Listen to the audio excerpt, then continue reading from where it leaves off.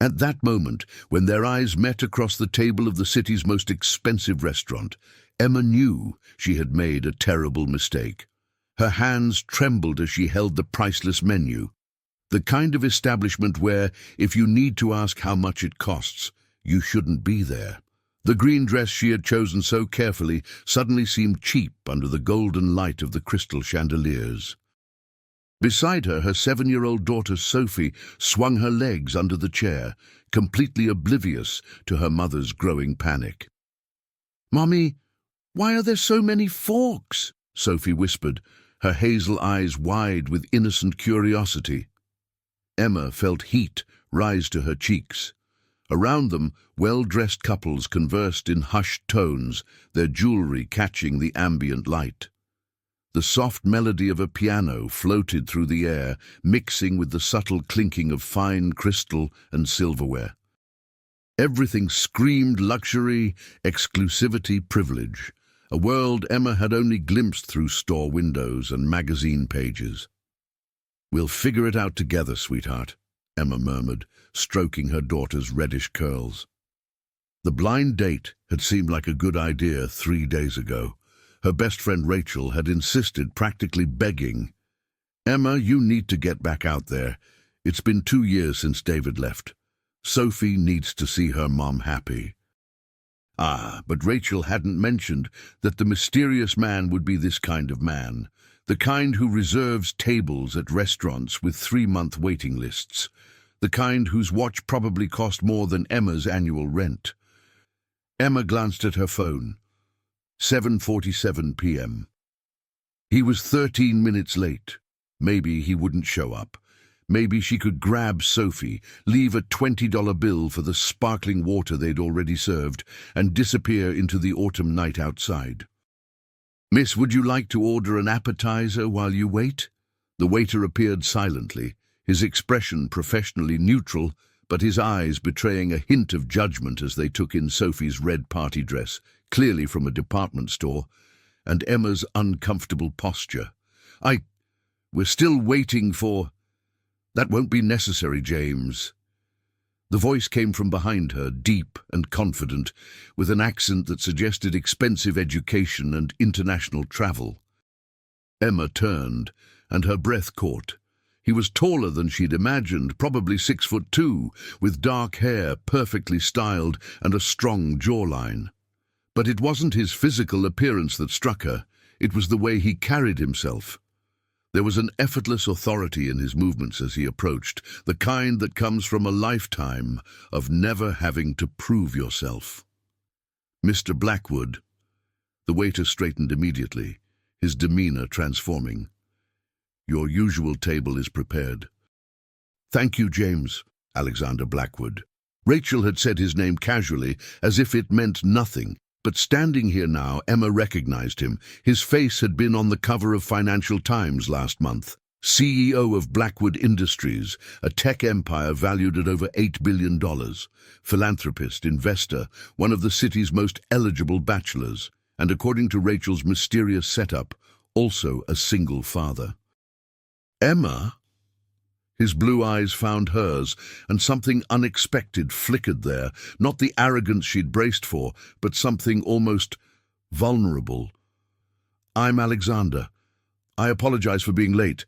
There was a situation with—" "Daddy!" The small voice cut through the restaurant's refined atmosphere like a bell. A boy, no more than 8 years old, came running from the entrance, his formal suit jacket already rumpled, his dark hair falling over his forehead. He grabbed Alexander's hand, slightly out of breath. "Sorry, Dad, I couldn't find Mr. Hoppy." Alexander's stern expression softened instantly. He knelt down to his son's level, straightening the boy's collar with practiced tenderness. "Did you find him?" "He was in the car the whole time." The boy held up a small, stuffed rabbit, worn from years of love. Emma felt her chest tighten. The gesture was so familiar, so painfully normal, that for a moment the expensive restaurant faded away. This was just a father and son, sharing a moment that transcended wealth and status. Sophie leaned closer to her mother, whispering loudly enough for everyone to hear, "Mommy, he has a bunny too, just like my Mr. Whiskers." The boy's head snapped towards Sophie, his eyes widening. For a moment, the two children simply stared at each other, that peculiar silent assessment that only kids can perform.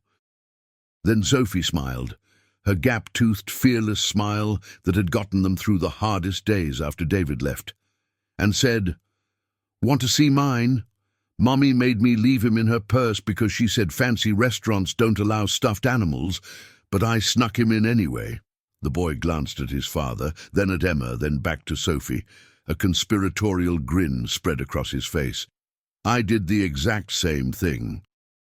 Alexander stood, and Emma caught his expression, a mixture of amusement and something deeper, something that looked almost like relief.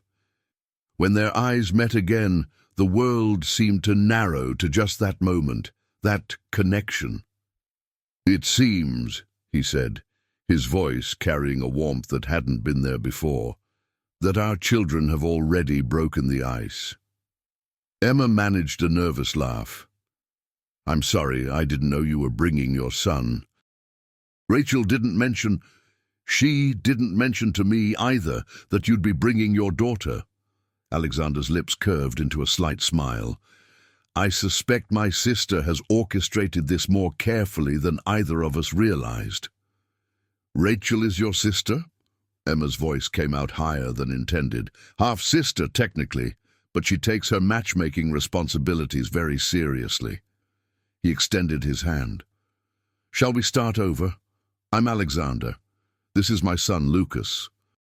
Emma took his hand, surprised by the genuine warmth of his grip. "Emma. And this is Sophie. Can Lucas and I sit together?" Sophie was already sliding out of her chair, Mr. Whiskers clutched in her hand. Alexander looked at Emma, a silent question in his eyes. She nodded, still processing the revelation about Rachel. The waiter quickly rearranged the table setting, positioning the two children on one side, Emma and Alexander on the other.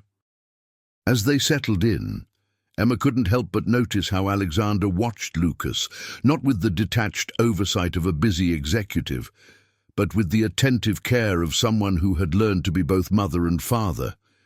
It was a look she recognized intimately, having worn it herself for the past 2 years. "Lucas's mother?" Emma asked quietly, then immediately regretted the intrusion. "I'm sorry. That's too personal. No, it's all right." Alexander's expression clouded briefly. "She passed away 3 years ago. Cancer. I'm so sorry." "And Sophie's father." Emma took a breath, tasting the familiar bitterness of abandoned dreams. "Left when she was 5. Decided fatherhood wasn't for him. We haven't heard from him since." Across the table, Sophie was showing Lucas her collection of hair clips, each one a different color, explaining with earnest seriousness which ones were for happy days and which were for brave days. Lucas listened with rapt attention, occasionally interjecting with observations about his own collection of dinosaur erasers, which apparently had similarly complex emotional assignments. "They seem comfortable," Alexander observed, and Emma heard genuine wonder in his voice. "Sophie has always been good with people. She doesn't see—" Emma hesitated, gesturing vaguely at the opulent surroundings. "Differences. Neither does Lucas." Alexander leaned back slightly, studying her with those penetrating blue eyes. "He's been asking me for months why we can't just go to normal restaurants. He says the food tastes the same but with more rules."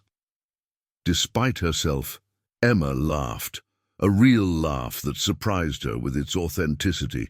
"Sophie asked me why we were going somewhere fancy and scary instead of her favorite pizza place. Pizza Moon on 5th Street. That's the one. Lucas's favorite too." The revelation hung between them, a small bridge across an enormous divide. Emma felt something shift in the air, a subtle recalibration of her expectations. The waiter returned, hovering with practiced patience. Alexander glanced at Emma, then at the children, then did something that would define the rest of the evening. James, I think we'd all be more comfortable at a different venue. Could you call Pizza Moon and let them know we'll be there in 20 minutes? Reserve the corner booth. James's professional mask slipped for just a fraction of a second, revealing pure shock. Sir, your reservation here can be rescheduled. Thank you, James. Sophie and Lucas erupted in cheers. Emma sat frozen, her mind struggling to process what had just happened. Alexander Blackwood, billionaire CEO, had just cancelled a reservation at the city's most exclusive restaurant to take them to a neighborhood pizza joint. You don't have to, Emma started. I know. Alexander stood, offering his hand to help her up. But I think those two have the right idea. Shall we? As they walked toward the exit, Sophie's hand in Emma's and Lucas's in Alexander's, Emma caught their reflection in the restaurant's gilded mirrors. They looked like any other family heading out for dinner, just 4 people, 2 adults and 2 children, navigating the complexity of connection in a world that tried so hard to keep them apart. The autumn air outside was crisp and clean, carrying the scent of rain and possibility. Alexander's car was waiting, a sleek black sedan that probably cost more than Emma would earn in 5 years. But somehow, in that moment, it didn't matter. What mattered was the way Sophie's laughter rang out into the night, the way Lucas looked at his father with pure joy, the way Alexander's hand brushed Emma's as they helped the children into the back seat, sending an unexpected current of warmth through her body. As they pulled away from the restaurant, leaving behind the world of crystal and pretense, Emma allowed herself a dangerous thought. Maybe Rachel had been right. Maybe it was time to let someone in again, even if that someone came from a world she'd never imagined entering. End of chapter 1. The fluorescent lights of Pizza Moon were a stark contrast to the golden chandeliers they'd left behind, but somehow they felt more honest. Emma watched as Sophie and Lucas raced toward the corner booth, their laughter echoing off the checkered linoleum floor. The restaurant smelled of oregano, melted cheese, and the particular warmth that came from family-owned businesses that had served the same neighborhood for decades. Red vinyl booths lined the walls, slightly cracked from years of use. Sports memorabilia and faded photos of local Little League teams covered every available surface. "This is perfect," Alexander said, and Emma realized with a start that he meant it.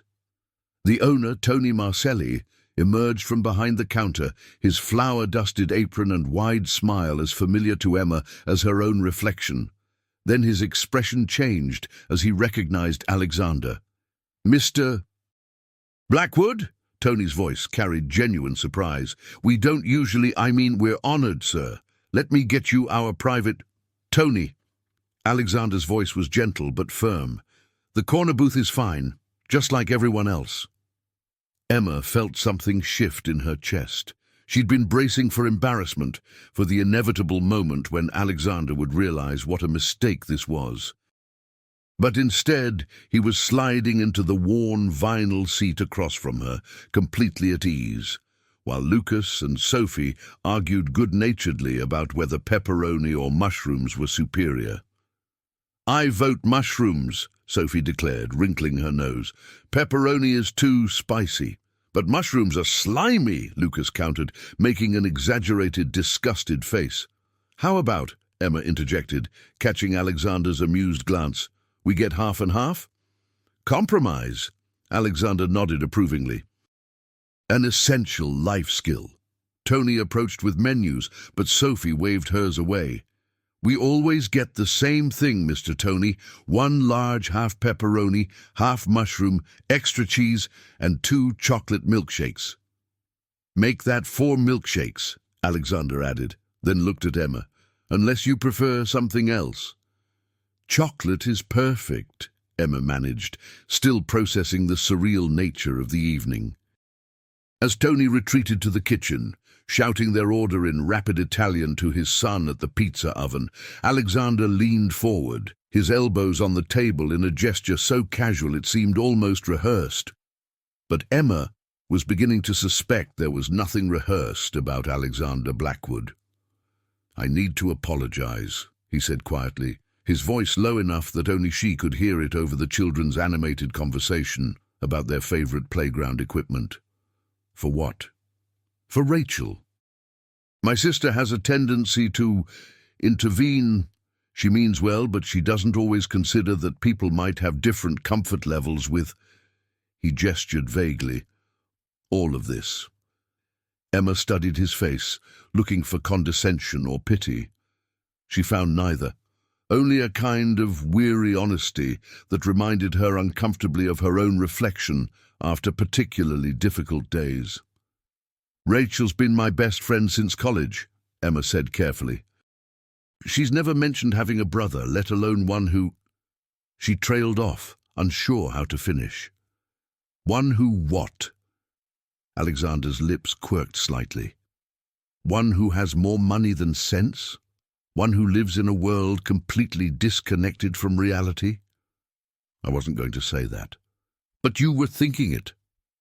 There was no accusation in his tone, just observation. "You're wondering what Rachel was thinking, setting you up with someone so obviously wrong for you." Emma felt heat rise to her cheeks. "That's not Emma." The way he said her name made her stop. "I've been on exactly 3 dates in the past 3 years. All of them were with women Rachel didn't set me up with. All of them ended with the woman asking me about my net worth before dessert arrived." The honesty of the statement hit Emma like a physical force. She glanced at the children. Sophie was teaching Lucas some complicated hand-clapping game, their faces bright with concentration. "Sophie's father left because I got pregnant," Emma heard herself say. "We weren't married. He said he wasn't ready, that it wasn't the right time, that his career was just starting. He's a lawyer now, corporate law, makes 6 figures, and lives in a penthouse downtown." She paused, tasting the old bitterness. "He's never even sent a birthday card." Alexander's expression darkened. "Lucas's mother, Caroline, was my college sweetheart. We married young, built the company together. When she got sick, I would have traded everything, every dollar, every asset, every success, for one more day with her." His voice cracked slightly. "Money can buy the best doctors, the experimental treatments, the private rooms, but it can't buy time." The silence between them was heavy with shared pain, but somehow it didn't feel uncomfortable. It felt like recognition. 2 people who had learned the same brutal lessons about what mattered and what didn't. "Daddy, can we play the race car game?" Lucas pointed to the vintage arcade game in the corner, its screen flickering with cheerful pixelated cars. Alexander reached into his wallet, then paused, glancing at Emma. "Is it all right?" "Of course." He handed Lucas a $5 bill. "Make it last, and stay where we can see you. Can Sophie come?" "If her mom says yes." Emma nodded, and the 2 children scrambled out of the booth, already arguing about who would drive first. She watched them go, then turned back to find Alexander studying her with an intensity that made her breath catch. "Rachel told me you were special," he said quietly. "She said you were the kindest person she'd ever met, that you worked 2 jobs to support Sophie, that you never complained, never asked for help, never made excuses." "Rachel talks too much," Emma muttered, but she felt warmth spreading through her chest. "She also said you haven't dated anyone since Sophie's father left, that you've built walls so high nobody could possibly climb them, and you're wondering why she thought you could." "No." Alexander's voice was firm. "I'm wondering why she thought I was worth the attempt." The vulnerability in his eyes was so raw, so unexpected, that Emma felt her carefully constructed defenses beginning to crack. This wasn't the billionaire CEO from the magazine covers. This was just a man, a father trying to do right by his son, carrying grief like a weight he'd learned to balance but never put down. "Your company donated $2 million to the children's hospital last month," Emma said suddenly. "I read about it. They're building a new wing for pediatric cancer patients. Alexander's jaw tightened. Caroline spent her last 6 months in that hospital. Lucas was 5. He would sit in the waiting room doing homework while I held her hand during chemotherapy. He paused, his voice dropping to barely above a whisper. There was a little girl in the next bed, 7 years old, leukemia. Her parents couldn't afford the experimental treatment that might save her. They had to choose between their mortgage and their daughter's life. Alexander. The money didn't matter to Caroline. It didn't save her. But it might save that little girl. It might save hundreds of children whose parents shouldn't have to make impossible choices. His eyes met hers, fierce and bright. So yes, I write the checks. I show up to the galas.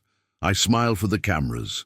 Because if it means one more child gets to grow up, one more parent doesn't have to plan a funeral, then every dollar is worth it. Emma reached across the table, her hand finding his without conscious thought. His fingers closed around hers, warm and solid and real. I work at a preschool, she said quietly. I teach 4-year-olds their colors and how to share and that it's okay to be scared sometimes. I make barely enough to cover rent and groceries, but every day I get to see children discover the world. Every day I get to be the safe person they run to when they're hurt or scared, and sometimes that feels like the most important job in the world. It is, Alexander said with such conviction that Emma felt tears prick her eyes. Do you know how many executives I've met who can build empires but can't build a relationship with their own children? How many people who can negotiate billion-dollar deals but can't teach their kids kindness? But you're not like that. I'm trying not to be.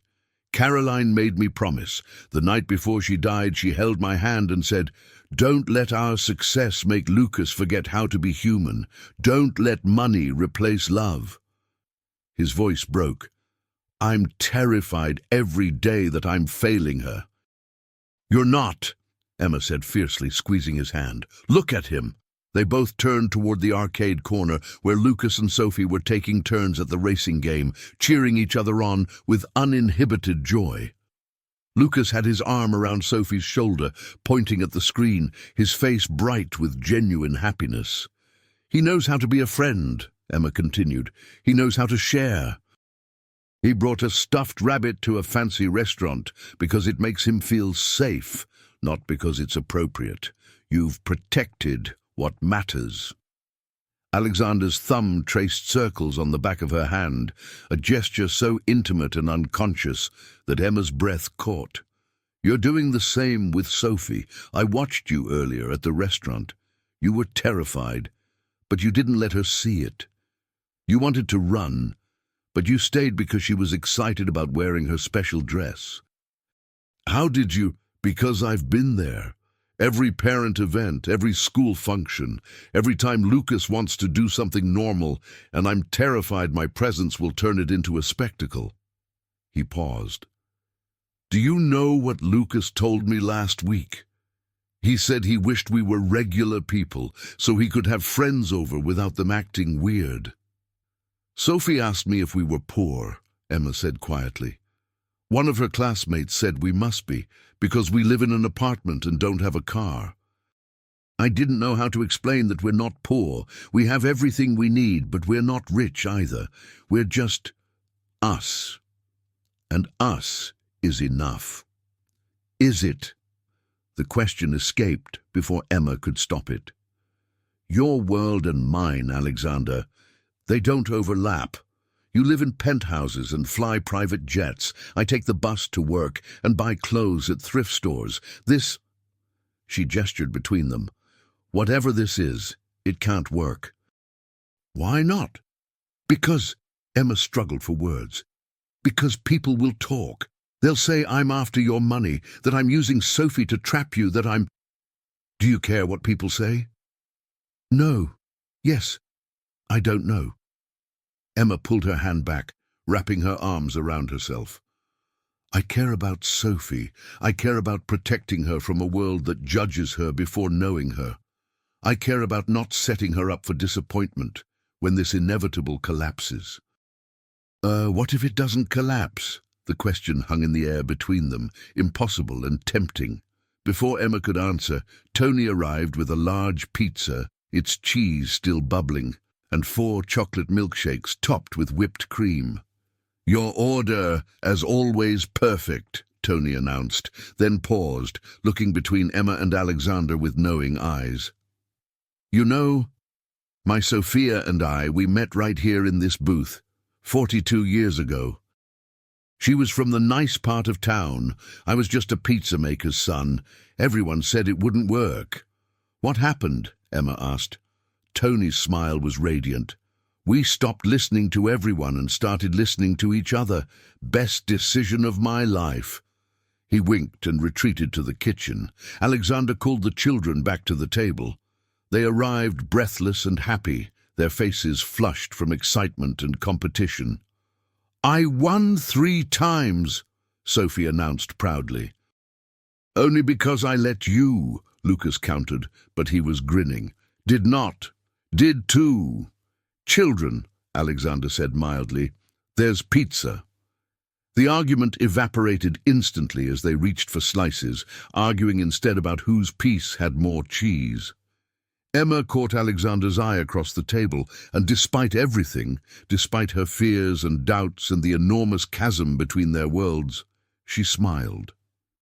He smiled back, and in that moment, surrounded by the smell of pizza and the sound of children's laughter and the comfortable chaos of a neighborhood restaurant, Emma allowed herself to wonder, what if he was right?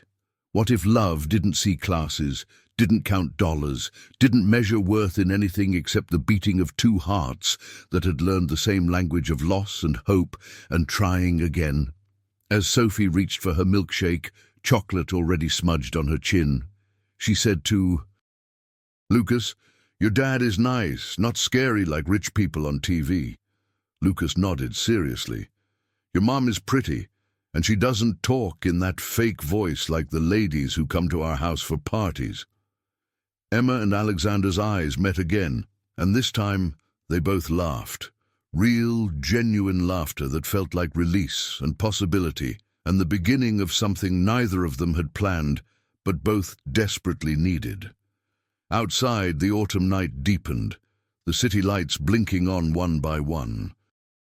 And inside Pizza Moon, at a corner booth with cracked vinyl seats and a wobbly table, 2 broken families began, tentatively and impossibly, to imagine becoming whole.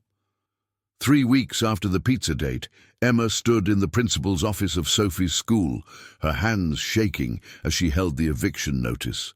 The autumn rain hammered against the windows, each drop like an accusation. 72 hours. That's all she had to come up with 3 months back rent. Money she simply didn't have. The preschool where she worked had cut hours due to budget constraints. Her second job at the diner had disappeared when the owner retired suddenly. Everything was falling apart. "Miss Carter, I understand your situation is difficult," Principal Morrison said gently, "but Sophie's tuition is also 3 months overdue. We've been patient, but the board is asking questions I can no longer avoid answering." Emma felt the walls closing in. She'd been so careful, so responsible. She'd built a life for Sophie through sheer determination and sacrifice, but sometimes determination wasn't enough. Sometimes the world simply demanded more than you could give. "I just need 2 more weeks," Emma heard herself say, hating the desperation in her voice. "I have interviews lined up," and her phone buzzed. Alexander's name lit up the screen, the 7th call that morning she'd ignored. She'd been avoiding him since their last encounter at the Children's Museum 4 days ago, when he'd casually mentioned wanting to help with Sophie's school expenses. The offer had felt like pity, disguised as kindness, and Emma's pride had reared its familiar, self-destructive head. "I need to take this," she mumbled to Principal Morrison, stepping into the hallway. But it wasn't Alexander. It was Lucas. "Miss Emma?" The small voice was thick with tears. Can you come get me? Dad's in the hospital, and Rachel is stuck in traffic, and I'm scared, and the nurse is nice, but she's not. She's not. Where are you, sweetheart? Emma's maternal instincts overrode everything else. St. Mary's Hospital. Dad collapsed at work. They said something about his heart, and Lucas's voice broke into sobs. Emma didn't think. She just moved. 20 minutes later, she burst through the hospital's pediatric waiting room doors, still wearing her work clothes, her hair plastered to her face from the rain. Lucas sat alone in an oversized chair, clutching Mr. Hoppy, his face pale and streaked with tears. "Lucas!" Emma dropped to her knees in front of him, and the boy threw himself into her arms. "They won't tell me anything because I'm just a kid," he sobbed into her shoulder. "What if something happens to him? What if he dies like Mom did? I can't lose him too." "Shh, baby, shh." Emma held him tight, stroking his dark hair, her own tears mixing with his. "Your dad is strong. He's going to be okay." "How do you know?" "Because he has you to come back to, and fathers who love their children always find a way to come back." She didn't know if that was true. David had proven it wasn't always the case. But Lucas needed hope more than he needed honesty, and Emma would give him every drop she had. A nurse approached, her expression professional but kind. "Are you family?" Emma opened her mouth to say no, but Lucas gripped her hand. "She's my—" He hesitated, then said with absolute conviction, "She's Sophie's mum. Sophie is my best friend. That makes Miss Emma family." The nurse's expression softened. "Mr. Blackwood is stable. It was a severe panic attack, not a heart attack. His doctor wants to keep him overnight for observation, but he's asking for his son." Relief flooded through Emma so powerfully she felt dizzy. "Can Lucas see him?" "Room 437. He's been quite insistent." The nurse smiled. "Kept saying his son needed him, even when he could barely breathe." Emma took Lucas's hand, and they walked through the sterile corridors together. At the door to room 437 she paused. "You go in first. He needs to see you." Lucas looked up at her with eyes that suddenly seemed much older than 8. "Will you stay? Please." "I'm not going anywhere." Lucas pushed open the door. Alexander was sitting up in bed, his usually immaculate appearance disheveled, his face grey with exhaustion. But when he saw his son, his entire expression transformed. "Dad!" Lucas ran to him, and Alexander wrapped his arms around the boy, burying his face in his son's hair. "I'm sorry, Lucas. I'm so sorry. I didn't mean to scare you." "The nurse said it was your heart." "My heart is fine. It was just—" Alexander's voice caught. "It was just my brain being stupid." Emma stood in the doorway, feeling like an intruder on this private moment. She started to back away, but Alexander's eyes found hers over Lucas's head. "Emma!" Her name was half relief, half plea. "Thank you for coming. Rachel called you?" "Lucas did." She stepped into the room. "He was very brave." "I wasn't brave," Lucas mumbled into his father's chest. "I was scared." "Being brave doesn't mean not being scared," Alexander said softly. "It means doing what needs to be done, even when you're terrified." His eyes never left Emma's face. "Your Miss Emma taught me that." "I didn't teach you anything. You taught me everything." Alexander's voice was rough. "You taught me that vulnerability isn't weakness, that accepting help isn't failure, that love doesn't measure worth in bank accounts." Emma felt her throat tighten. "Alexander." "I had a panic attack because I was trying to do everything alone," he continued, his words tumbling out like a confession. "Because I was terrified that if I slowed down, if I stopped controlling every detail, I'd lose everything like I lost Caroline, because I thought being strong meant never needing anyone." "Dad?" Lucas pulled back slightly. "You don't have to do everything alone. You have me." I know, buddy. And I have—" Alexander looked at Emma again. "If she'll forgive me for being an idiot, I have Emma and Sophie too." The silence stretched between them, heavy with everything unsaid. Emma thought about the eviction notice in her purse, the overdue tuition, the job interviews that led nowhere, her pride that insisted she handle everything alone, even when alone meant drowning. "I'm being evicted," she heard herself say. "In 3 days. I can't pay rent or Sophie's tuition. I've been working 2 jobs that barely cover groceries. I take the bus everywhere because I can't afford a car. I buy clothes at thrift stores, and Sophie's shoes are 2 sizes too small, but she doesn't complain because she knows—" Emma's voice broke. "She knows we're doing the best we can." Alexander started to speak, but Emma held up her hand. "And when you offered to help with tuition, I was furious. Not at you, at myself, because I wanted to say yes so badly it scared me. Because accepting your help felt like admitting I'd failed, like proving everyone right who said I couldn't do this alone. Emma, but Lucas called me, terrified and alone, and I didn't think about pride or independence or proving anything. I just thought about a little boy who needed someone." Emma wiped her eyes. "You asked me what I was so afraid of. I'm afraid of needing someone and having them leave.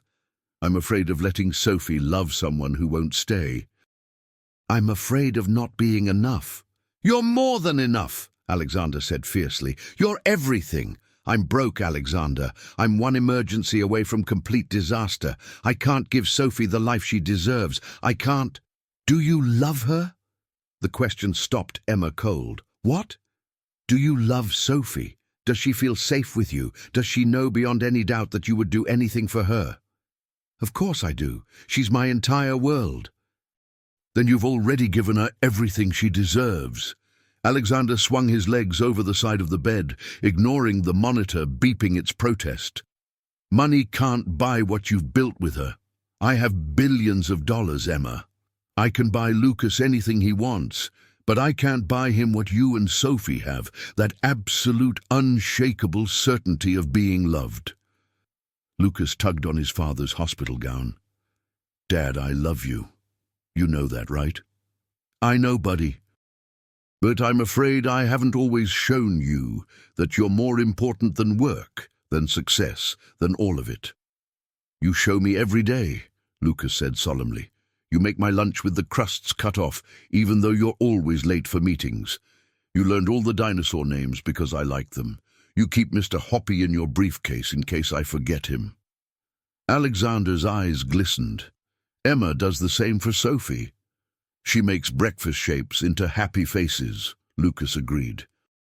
"And she always has Band-Aids with cartoons on them, and she knows all the songs Sophie likes." Emma felt something crack open inside her chest.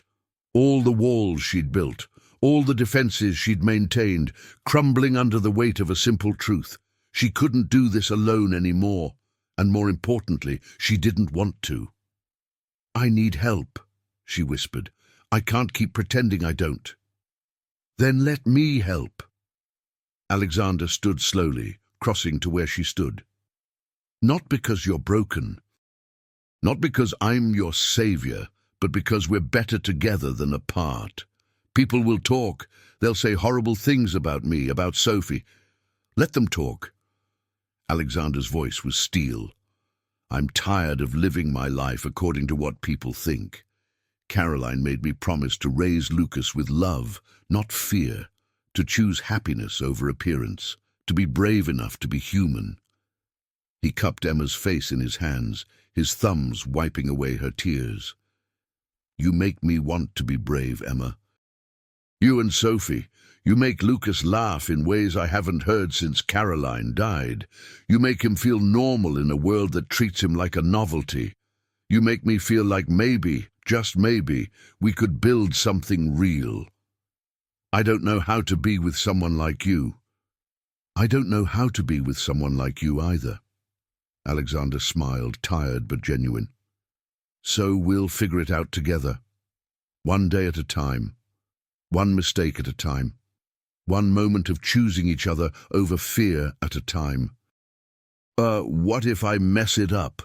Then we'll unmess it together. He leaned his forehead against hers. Emma, I'm not asking you to be perfect. I'm asking you to be here, to let me be here with you. A soft knock interrupted them. Rachel burst through the door, her designer coat dripping rain, her usually perfect hair a mess. Alexander, are you... Oh. She stopped, taking in the scene. I see Lucas called the cavalry. Aunt Rachel! Lucas launched himself at her. Dad's okay. It was just his brain being weird. I can see that. Rachel hugged her nephew, but her eyes were on Emma. Thank you for coming. He called me, Emma said simply. Of course he did. Your family. The word hung in the air. Family. Emma looked at Alexander, at Lucas, at Rachel's knowing smile. Family. Not blood or obligation, but choice. The daily decision to show up, to stay, to love despite fear. The rent, Emma started, but Rachel shook her head. Already handled. Consider it an early birthday present. Rachel! Emma! Rachel's voice was firm. You've been my best friend for 8 years. You held my hand through my divorce. You watched my kids when I had surgery. You've given me more than you'll ever know. Let me give back. I can't accept. It's not charity, it's family. Rachel glanced at her brother. And apparently we're all family now. 3 months later, Emma stood in Alexander's penthouse, watching snow fall over the city through floor-to-ceiling windows. Sophie and Lucas were in the playroom, their laughter echoing through the space. The penthouse had become a second home, not because of the luxury, but because it's where they all came together. Emma's new job as director of Blackwood Foundation's educational outreach program paid well enough that she'd insisted on contributing to a shared account for the children's expenses. Alexander had protested initially, but Emma had stood firm. Partnership meant equality, even if the numbers didn't match. Penny for your thoughts? Alexander wrapped his arms around her from behind. Just thinking about that first night, how terrified I was. Me too. He kissed her temple. I almost cancelled. Told Rachel it was a mistake. What changed your mind? She told me you were bringing Sophie. I figured anyone brave enough to bring their child to a blind date was worth meeting. Emma turned in his arms. I brought her because I couldn't afford a babysitter. I know, that's what made it brave. Alexander smiled. You didn't pretend to be something you weren't. You showed up as exactly who you are, a mother who puts her child first, always. And you showed up as a father who does the same. We make a good team. Yeah, Emma agreed, pulling him down for a kiss. We really do. In the playroom, Sophie was teaching Lucas a complicated clapping game, both of them giggling over mistakes. Through the window, snow continued to fall, soft and steady, covering the city in quiet transformation. Emma thought about that terrified woman in the green dress, convinced she didn't belong. About the broken father in a hospital bed, afraid of being human. About 2 children who'd found friendship despite every reason to be strangers. Love didn't see classes. It didn't count dollars or measure worth in anything except the courage to keep showing up, keep trying, keep choosing each other day after day. And sometimes, when you were brave enough to let someone in, they didn't just change your life. They became your life, the best parts, the parts worth fighting for. The end. Sometimes the greatest love stories don't start with perfect circumstances or ideal timing. Sometimes they start with 2 broken people brave enough to believe that together they might become whole. Emma and Sophie found more than security in Alexander and Lucas. They found family, not the kind you're born into, but the kind you choose, the kind you build through small moments of courage, through choosing vulnerability over pride, through showing up even when you're scared. And in the end, that choice made all the difference.